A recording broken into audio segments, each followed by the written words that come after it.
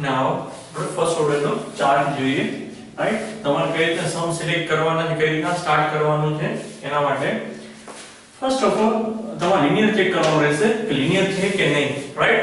If linear yes, then you have to focus on this formula dy by dx plus dy બરાબર q, and p and q is the function of x as well as an integration factor શું થશે e integration p dx, right. and એના ફોર્મ્યુલામાં value substitute કરવાની. y integration factor બરાબર integration q integration factor dx plus c, right. જો linear ના હોય, જો નો, right, તો તમારે શું સેકન્ડ શું ચેક કરવાનું, હોમોજીનિયસ. ફર્સ્ટ તમારે શું ચેક કરવાનું, લિનિયર, અને સેકન્ડ લિનિયર ના હોય તો હોમોજીનિયસ, રાઈટ. જો હોમોજીનિયસ હોય તો તમારે શું કરવાનું, y પાવર સેમ હોવા જોઈએ, રાઈટ. હોમોજીનિયસ માટે હોવો જોઈએ પાવર સેમ, and y બરાબર vx, dy by dx બરાબર v plus x dv by dx, right. એનો ફોર્મ્યુલા સેપરેટ કરી નાખવાના, x અને v ને ઇન્ટિગ્રેટ કરો, and લાસ્ટમાં તમારે e બરાબર y by x ની વેલ્યુ સબસ્ટિટ્યુટ કરવાની. ઓકે. જો હોમોજીનિયસ ના હોય, રાઈટ, તો તમારે શું ચેક કરવાનું છે, વેરીએબલ સેપરેબલ. થર્ડ રીત શું છે આપણી, વેરીએબલ સેપરેબલ. ઇફ યસ, તમે સેપરેટ કરો વેરીએબલ ને ઇન્ટિગ્રેશન કરી નાખો, રાઈટ. ધેન જો ના હોય તમારે શું ચેક કરવાનું, લાસ્ટમાં તમારે એક્ઝેક્ટ છે કે નહીં. ઇફ યસ, નોર્મલ ફોર્મ્યુલા આપણું integration m dx plus integration n dy બરાબર c કોન્સ્ટન્ટ. m dx હોય ત્યારે y કોન્સ્ટન્ટ હોય, ત્યારે n નું ઇન્ટિગ્રેશન કરો ત્યારે તમારે x નું કરી નાખવાનું, રિમૂવ, રાઈટ. x ના હોય સ્ટેપ લેવાનું. ઓકે. જો ના એક્ઝેક્ટ સોલ્યુશન ના હોય તો તમારે શું ફાઇન્ડ આઉટ કરવાનું, એનો ઇન્ટિગ્રેશન ફેક્ટર.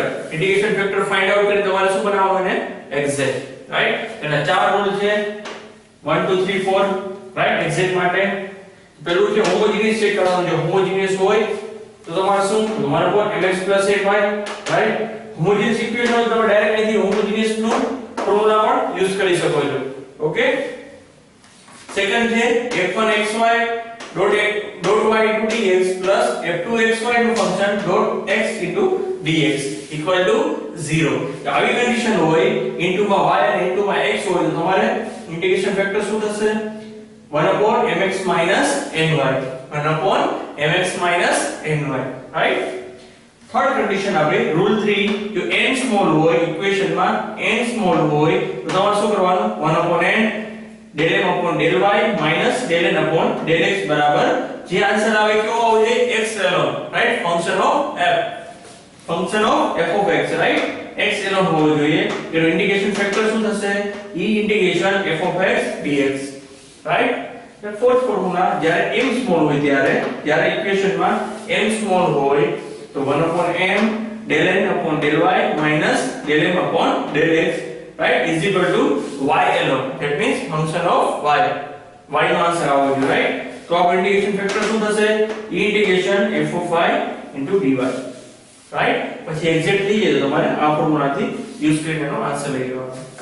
સમજાય છે. ફર્સ્ટ ઓફ ઓલ આપણે linear, second homogeneous, third variable separable અને ફોર્થ એક્ઝેક્ટ, રાઈટ. કે આ ચેપ્ટરમાં આપણે જોઈએ છીએ, રાઈટ.